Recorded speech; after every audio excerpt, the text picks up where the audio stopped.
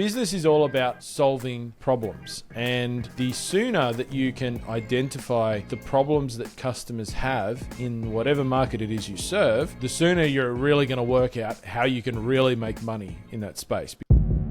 Welcome to the Dropship Podcast, where you'll learn how to build and grow a high-ticket dropshipping business and hear stories from successful e-commerce entrepreneurs. Let's kick this thing off.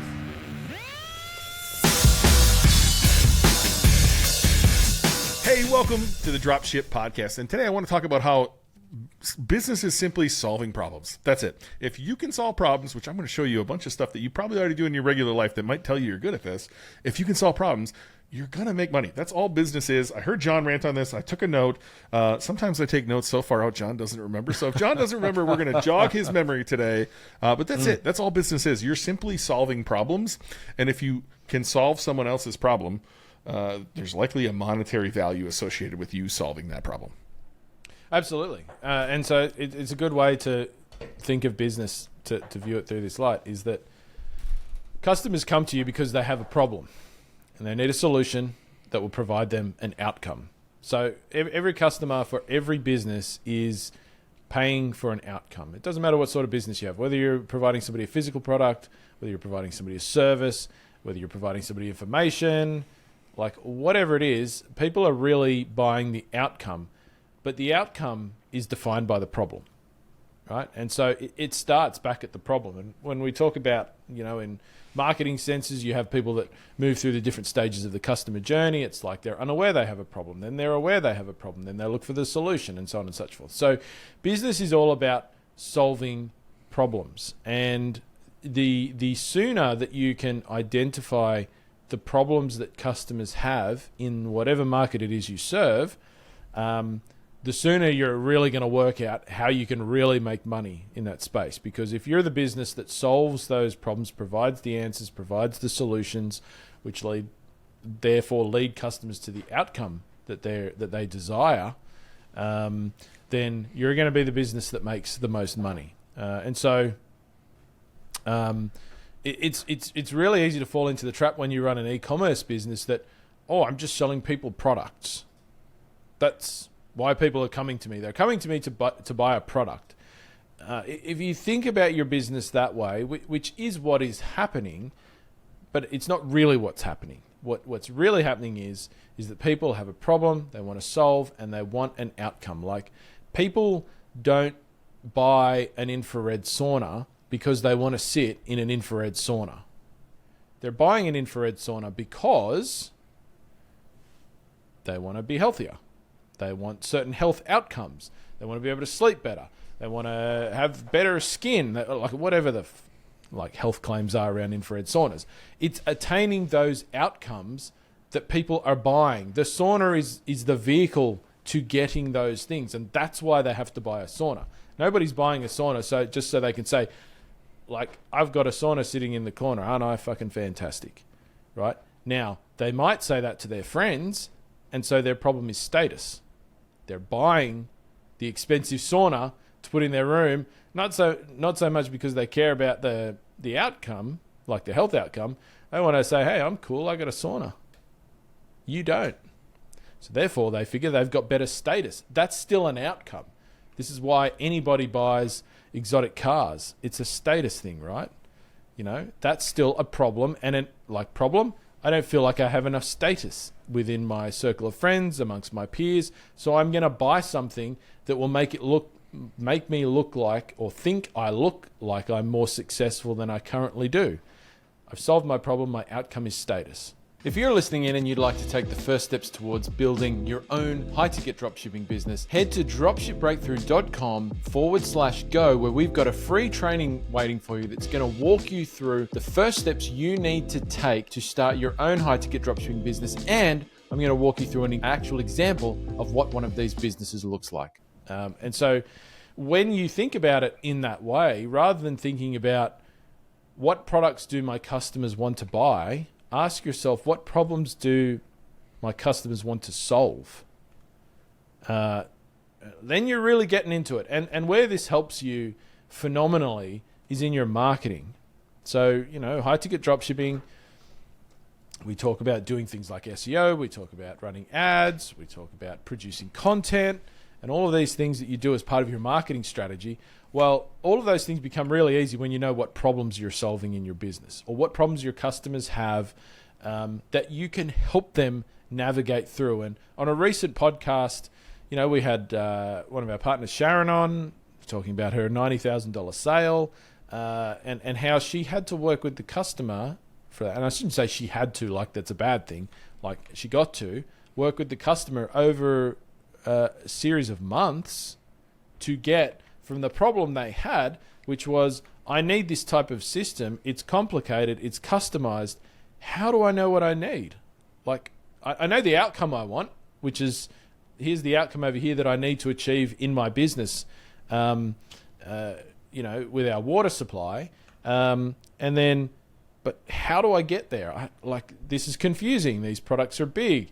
They're very expensive. There's lots of options. There's lots of different sizes. Like, how do I know? And so Sharon solved that problem for the customer. How to work out exactly what they needed. How to get it installed. How to get it to their factory or their workplace, their business. She solved all of that. And because she solved all of that, her business gets to pocket $20,000 for doing so. And that's a real series of problems. I think I've heard people in high ticket dropshipping just kind of like, go like, oh, you're just a middleman, or it's kind of just like a parasite business, or blah, blah, blah.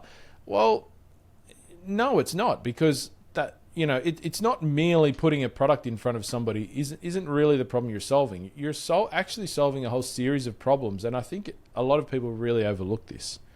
But the minute you start thinking about your business in this way, then what you should be communicating to your customers in all sorts of ways becomes so much easier. So I'll end my rant there, Ben. I'm sure there's a lot you could say on this space, but even in the simplest form, you're solving a problem of where can I buy this product? Like in the simplest form, you're still solving a problem just by starting your business, right? Which in turn likely is going to help solve some problems in your life, I hope, but you're solving someone else's problem. You're solving a place where they can purchase the product. Now, if you take it another step further, not only you have a destination from which they can purchase the product, but what other problems do they have to get you there? Like, this is SEO 101. This is where you're going to start finding all the keywords, the 4 keywords, right? When I sell air purifiers, someone is looking for an air purifier for mold, an air purifier for allergies.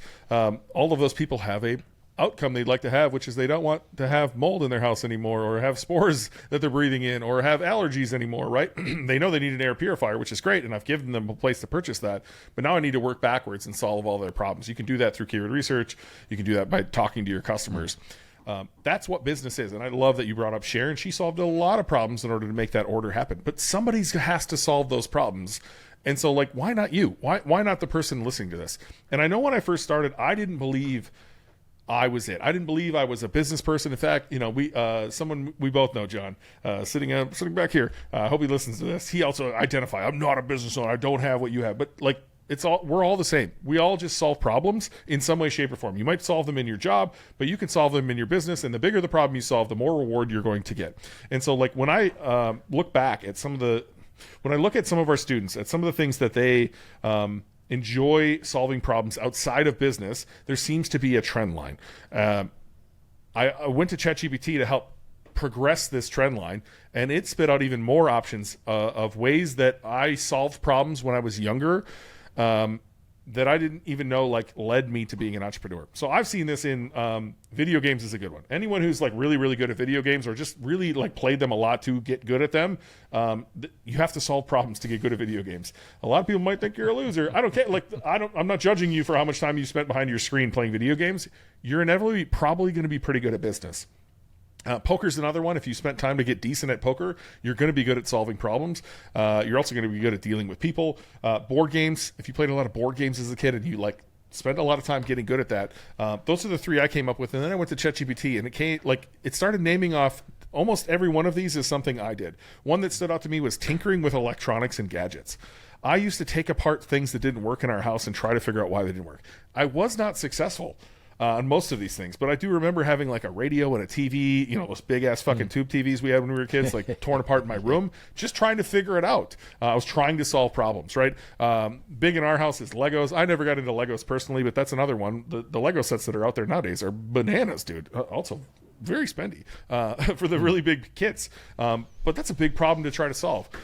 Jigsaw puzzles, crosswords, things like that. Lemonade stands or yard sales. I know for me, it was like I had a paper route at 11 years old because I just needed to make money. I was mowing every lawn in the neighborhood trying to figure out how to make more money. Strategy or board games like Risk. If you're someone who plays Risk and enjoys playing the game Risk, which is the guy you're talking to, by the way, if you ever want to play Risk, I'm up for it. You like to solve problems. You like to figure this stuff out. Like you don't quit easily because you want to win. Some of the other ones on here that stood out were like trading cards and collectibles. I've always been a card guy. I grew up as a card guy. My dad would take us to card shows. Not big on the collectibles, really. Pogs, if you remember what Pogs were, I definitely bought and sold Pogs back in the day. This is aging us right here, John. Team sports, I think, is a really good one. Can you were you one of the leaders in your team sports? Were you somebody that stood out and led people? It's because you solved problems. You wanted to solve personalities and solve problems. Did you build forts and treehouses? Did you get stuck in trees like your boy BK? That's for sure. Trying to think of some of the other ones that are on here that really stood out to me, like designing or the people who are building model airplanes and model cars. Yes, I did get stuck in a tree and they had to call some people to get me out. John, this is the picture in my head. I'm just imagining Ben in the tree. Help me, dude. You know what's funny? Right I'm before the adult Ben in a tree yelling. Oh jeez, that's even worse. But right before the "help me, I can't get down and I'm bawling" is this so like I had never gotten to that part of the tree. I was so fucking excited that I finally got there, and then I looked down and went. They had to call the older neighbor kid to come. Yeah, it was bad. Anyway,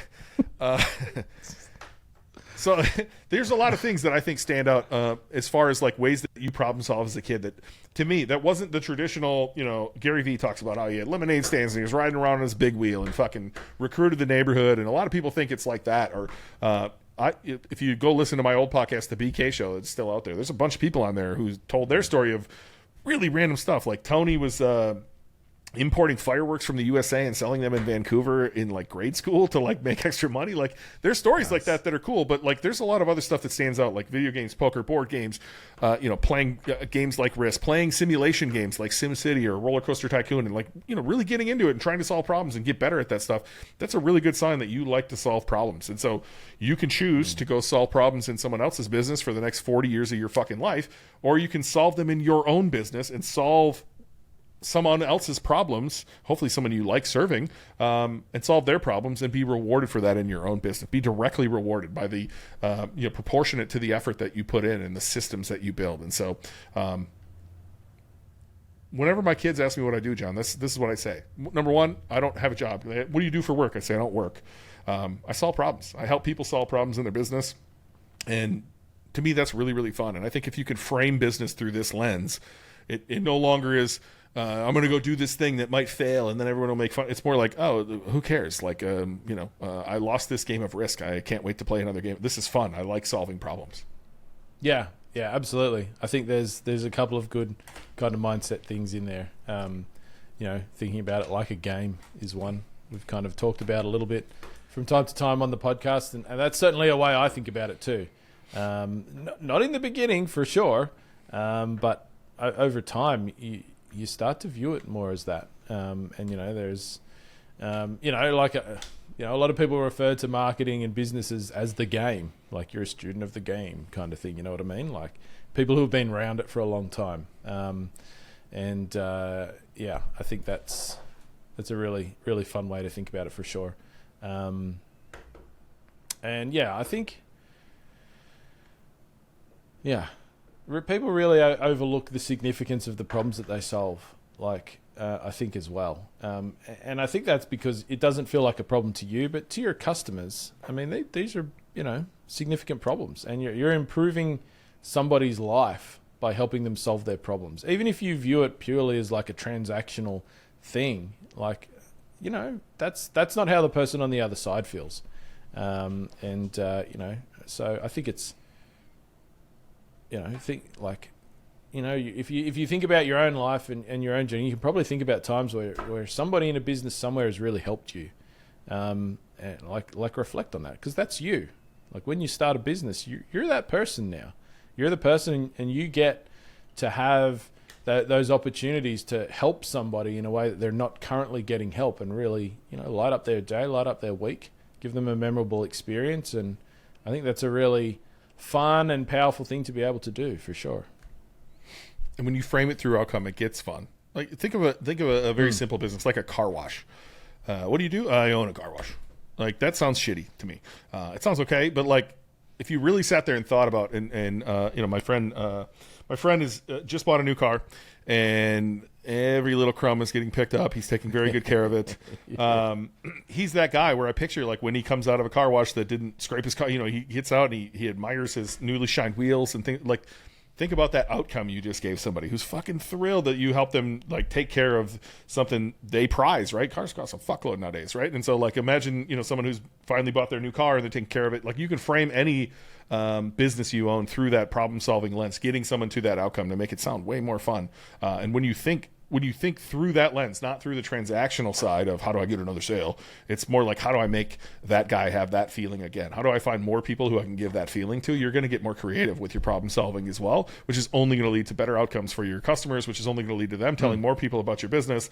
And so again, if you can just stay focused on the outcomes and solving problems here, I think it's a completely different way to think about what you're doing for a living or for a business or whatever you're doing. It's a very different way to think about your business than someone posting the screenshot of their Shopify dashboard. Yeah, absolutely. And when you define the outcomes as well that you help people achieve, I think that's something else that people don't really do enough, is like actually sit down and think, what are the outcomes that people are achieving as a result of me solving these problems for them, right? If nothing else, just for your own mindset around the value that your business is providing, your marketplace, your niche, your industry, the people that you serve, but also because if you do that, if you define those things, and you might need to get a bit of feedback from customers to help you define that, or you might need to do a bit of research in other ways, but it's going to help your marketing lots, because the minute you're able to clearly define the outcomes that people will potentially attain as a result of, working with your business, purchasing the products that you sell, you're going to just sell a lot more. Your conversion rate's going to go up. So like, that car wash example, like absolutely you can talk about those less tangible things about, have really, you've got a vehicle that you really love, and, seeing it clean and well looked after makes you happy and makes you feel a bunch of things and whatnot. But like you could also probably say like, over time, the outcome that I'm providing people is that if we look after their car for 5 years and then they go to sell it, they're going to sell it for $5,000 more than they otherwise would, or $10,000 more, right? So one, that makes me feel really good as a business owner, because if I help all these people save $5,000 and I serve thousands of people, like that's a big impact, right? On their lives probably, because they can do something genuinely for themselves with that money. But also, like in my marketing, if I can go to my customers and say, use our service and you're going to save $5,000 over 5 years. Like compared to the average at-home car wash or something like that. Like that's, from a marketing perspective, that's huge, right? That's a huge outcome to be able to use to market your business. And you're going to get a lot more customers if you can do that, rather than just by saying, hey, come to my car wash. Your car will be clean afterwards. I'd love for you to leave a comment below and tell me, of that list we talked about, what did you do? So like I did almost everything I mentioned there. I played a lot of video games. I was big into poker until Black Friday. Thanks, George Bush. Board games were huge. Big into Risk. I played SimCity. I tinkered with electronics or gadgets. I mowed every lawn in the neighborhood. Was it Legos for you? Was it something else I mentioned? I'm genuinely curious. Like all the people listening to this, I would say, all of you are aspiring to be a business owner, or you are a business owner, and I'd love to know, where do all those dots align for you? I'm curious. And then, if we can help you solve problems, that's what we're here for, right? If your number one problem is you haven't started yet, that's exactly why you're listening to this podcast. So take action. Take that first step so that you can go solve other people's problems, so that you can, have the fun we talk about every week on this podcast.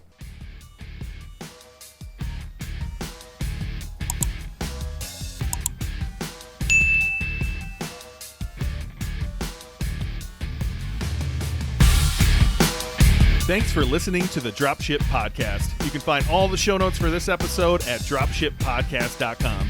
And if you're ready to take the next step in your dropshipping journey, we invite you to join us inside Dropship Breakthru, where John and I will walk you through step by step in starting your own high-ticket dropshipping e-commerce business. But that's not all. Dropship Breakthru will also teach you everything you'll need to know to grow your business and take it to the next level.